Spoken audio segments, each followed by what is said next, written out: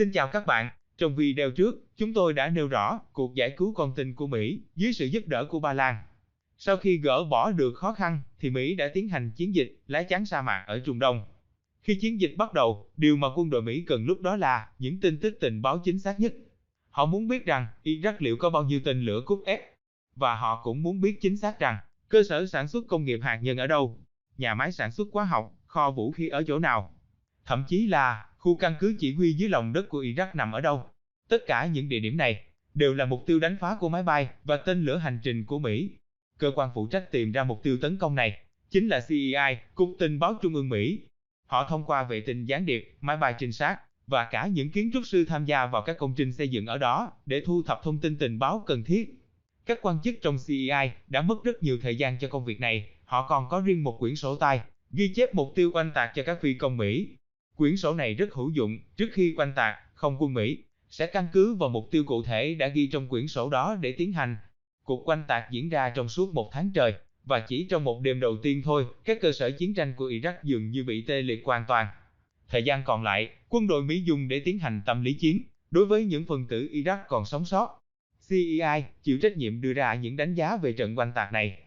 Hàng ngày, vệ tinh của họ đều phải báo cáo về trái đất kết quả của cuộc oanh tạc. CIA đã kết luận, Iraq đã bị tổn hại nặng nề, công nghiệp điện bị phá hủy đến 70%, khả năng sản xuất dầu chỉ còn lại 10% và ít nhất 50% số xe tăng không còn khả năng hoạt động. Những nơi bị nghi ngờ cũng đều bị bom đạn cày xới. Dĩ nhiên, CIA không thể giấu nổi niềm vui trước kết quả này.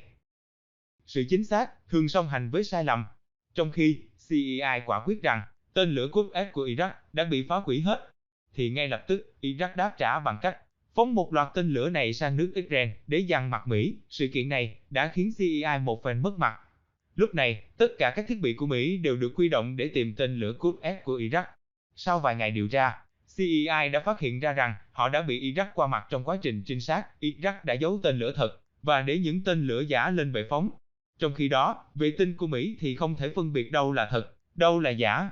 Cho nên, tên lửa Cúp F của Iraq không hề giảm đi. Lúc này, CIA đã tuyên bố chỉ còn cách là bố trí kẻ khắc tinh của tên lửa Cúp F của Iraq, là tên lửa Patriot của họ, đến sa mạc Ả Rập Xê Út để ngăn chặn tên lửa của Iraq.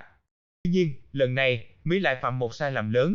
Ngày 13 tháng 2 năm 1991, cụ thể là sáng sớm hôm đó, máy bay ném bom của Mỹ bất ngờ tập kích vào khu vực ngoại ô của thành phố Baghdad để ném bom vào mục tiêu được cho là sở chỉ huy quân sự của Iraq ở Amali. Máy bay ném bom đã dễ dàng qua mặt được radar của Iraq để ném trúng mục tiêu được cho là căn cứ chỉ huy ngầm của Iraq. Kết quả là mục tiêu đã bị tàn phá nghiêm trọng. Đây được coi là một trong những thắng lợi lớn của cuộc chiến.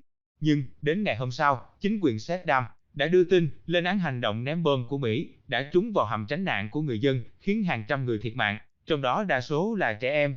Chính phủ Bucha đương nhiên không thừa nhận mình giết hại người dân vô tội.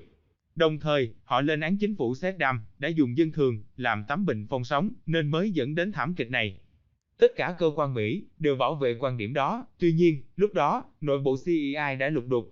Họ muốn biết thông tin tình báo này ở đâu ra để khiến nó trở thành mục tiêu oanh tạc sai lầm như thế. Câu trả lời dường như không có gì khó.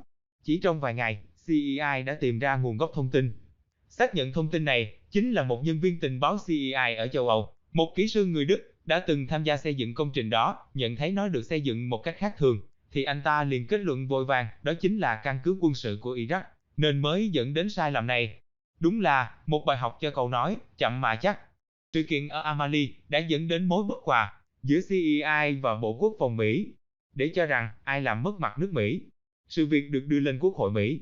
Mặc dù Vector, giám đốc CIA, là người bạn thân thiết của Tổng thống Bucha, ai cũng cho rằng vị trí của ông khó ai thay thế được. Tuy nhiên, lần này thì khác. Đúng 3 tháng sau, Vector buộc phải từ chức. Lúc ấy, ở phía Iraq, chính quyền Saddam vô cùng mừng vui, hả dạ, và cho rằng nội bộ lục đục thì làm sao đánh được ta. Đúng là một tên cáo già sa mạc, với đủ những chiêu trò khiến Mỹ phải chao đảo. Và lần này là sự bất hòa trong nội bộ Mỹ. Thông qua đó, có thể rút ra được cho chúng ta một bài học trong cuộc sống. Đó là, sự chính xác thường song hành với sai lầm. Hay nói cách khác, hãy luôn giữ cái đầu lạnh khi trời rất nóng nhé. Còn bạn nghĩ sao về vấn đề này? Nếu thấy video hay và ý nghĩa, hãy để lại một like và comment dưới video nhé. Cảm ơn các bạn đã xem video nhé.